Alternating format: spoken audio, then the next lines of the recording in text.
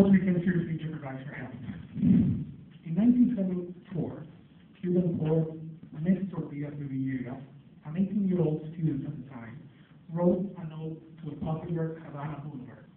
Until then, the street had been named after Carlos III, a Spanish monarch, whose statue presided over one of the nicest stretches of this beautiful avenue. Fidel Castro had changed the name of this street to Salvador Allende Avenue, after the Chilean president who had been just ousted and killed in a coup d'etat. Side note, to this day, people continue to refer to the street as Avenida Carlos III, but I digress. Díaz de Villegas' poem related the shock of the statue of the king, who upon hearing that he had been dethroned, made a grimace from his marble face.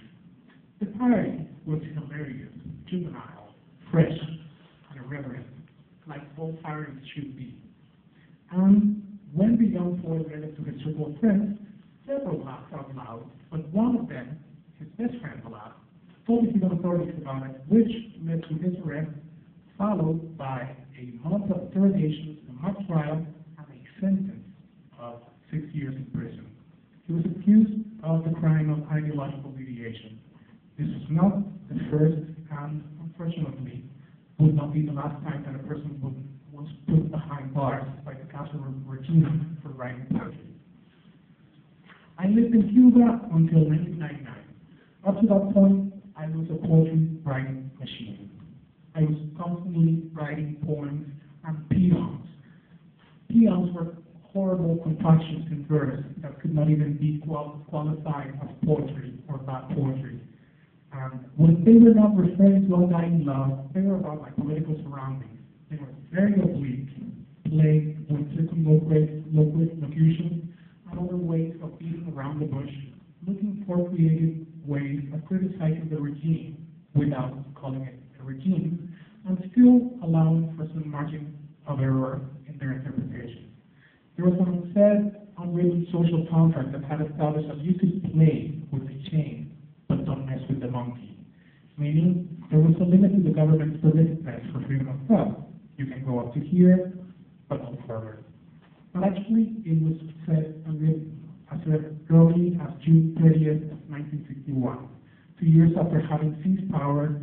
Castro, in one of his early monologues, Words to the Intellectuals, established that within the revolution, everything was allowed. Against the revolution, nothing will be permitted. Before it was too close, and then it was too far. Yeah. Everything too far. Try it? Yeah. No, that's too close. Can you hear me now? I remember the case of one art exhibition in the late 90s in the outskirts of Havana, where one artist had depicted the Cuban flag in the middle of the ocean.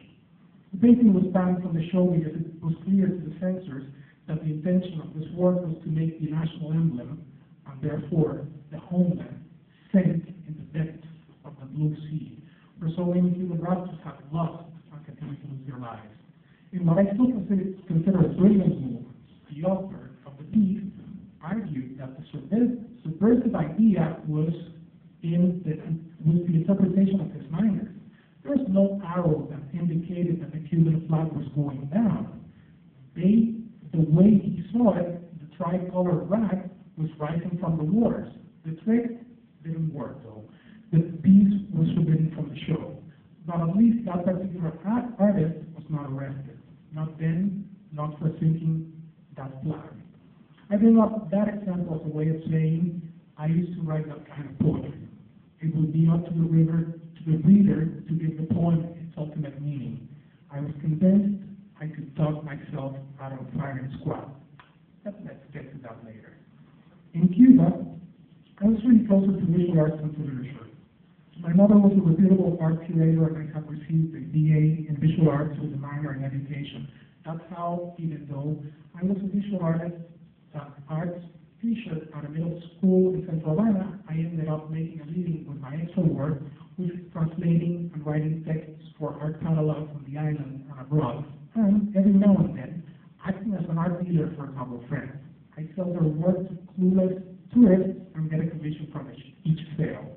And that's how, in late 1996, I was invited by a gallery in Miami to write the introduction for a solo show of an artist who resembled Fidel Castro, there and all, and had done a series of self-portraits in which he was engaging in orgies, bacchanalia, and all sorts of morally reproachable situations. The title of the show referred to a character from Cuban folklore, something that, for the sake of cultural accuracy, I'll roughly translate as the fool on the hill. Oh, what fun I had describing a day in the life of this self-described idiot. I really took a stab at him, ridiculing his mannerisms, his thoughts, his decisions, the way he wore those fluffable pajamas, the way he contradicted himself. I ran the poem by my mother. She had a good laugh, but thought it to be problematic. Yes, I was making fun of a fictional creature, the alter ego of the painter. But the guy who was depicted on the canvases looked just like Fidel Castro. I decided to submit the poem to the catalog. And let it stand, I thought. During those days, there was this faint illusion of opening of freedom of speech, and I was trying to squeeze my clarity through those cracks. My poem would make larger that loophole that the very jealous repressive machinery of the revolution seems to have forgotten about. A few months after the exhibition, 4 prominent Cuban dissidents were rounded up and sentenced to several years in prison after sending a Castro document entitled "The Motherland Belongs to Us All." In this manifesto, they were asking for change, that almighty war, change that included amnesty for political prisoners and a call for multi-party elections. Around that time, a dear friend of the family, let's call him X, a condemned communist and former Castro ally who had been arrested in Havana in 1968 and had served a number of years in the revolutionary dungeons, accused of conspiring against the revolution he had helped bring to power, came home to pay us a visit. My mother had been one of the few people who had remained friends with him and his wife throughout his imprisonment. With a combination of legitimate excitement and not need to show up in front of our elders, as I was speaking to X, I brought out the Fool on the Hill catalog and showed him my parody of the commander-in-chief. He didn't laugh. Instead, he scared the hell out of me. According to him, with the political climate following the arrest of those dissidents, the revolution was going back to its more repressive, zero tolerance for dissent form.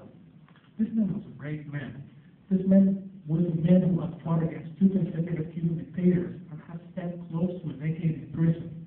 And this man was alarmed, not necessarily with the content of my poem, but with the timing of it. Did I start shaking visibly in front of him? I cannot recall, or perhaps I have chosen not to. But I do remember the days that followed enmeshed in a fear I could not describe. If you've never trembled when someone knocks at the door, you cannot understand that kind of fear. I didn't know about Nestor Díaz and Villegas then, but it dawned on me that if anyone got hold of that catalog, I could be in serious trouble. As it turned out, nothing came out of such a little poem, except its most devastating aftermath, my self-censorship. I kept a very low profile. I used to say I was writing for the drawer of a couple of close friends. As a creator, those days, it was possible to remain on the margin of any political discourse for or against the revolution, as long as you have not reached a certain level of notoriety. Once you pass that threshold, that line, your loyalty to the revolution is going to be put to the test, one way or another. Luckily for me, back then, I was just taking the first steps in the literary world that allowed me to fly under the radar quite literally. 2 years later, 2 years later, I managed to escape the island. Yes, to escape is the correct verb. And I have not gone back. Still, I often wonder what would have become of me had I stayed.